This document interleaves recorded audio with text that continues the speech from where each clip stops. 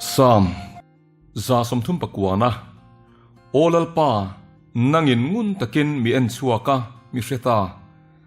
nangin ka thut le ka din hi hreithina ka ngai tuana hi hlataka tang po in I hrethiam thin ka kal le ka mu hi mi en ngun thina ka dan zong hi I hreveka ngai te olal pa nangin I hriat fai vek lo chu kaleya hian thu reng lo nangin ka hnung lam le ka hmalama mi huala ka chunga ikut ingat boka chuti kawa hriat na chu ka ta na maklu tuka asang ema ka phak lo ani I tharau hne na ta hi khoya nge ka kalang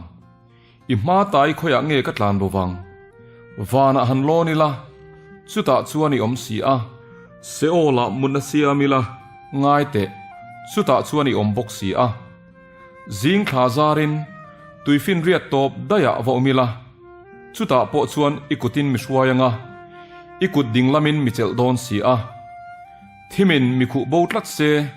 kavela eng hi zan thim ni se tima ila thim point ilaka chuan engma a hli alova zan hi chunangin a eng zo kani itan chuan thim le eng hi thmun rengani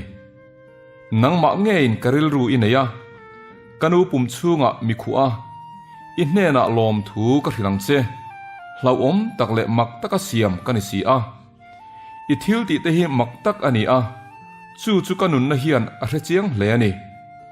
aru ka siama ka oma leimun hnuai hnung bera moi taka siama ka lai khan karu rel chu ilaka thupin a lo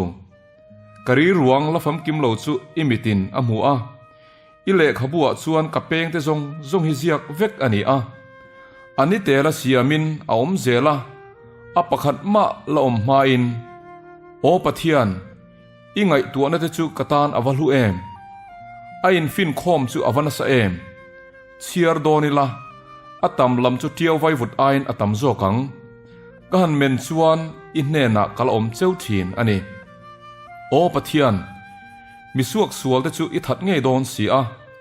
chuti chuan nangni thisen chuak chak mi te mikal san ro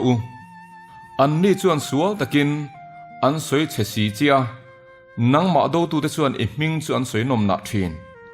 olal pa nangma hotu te chu ka holovem ni nangma be tu te chunga chuan kalung ni lo lovem ni an ni chu huat tak te in ka huwa a mido tuwa te karuat hloma o pathian ngun takin mi en chuak la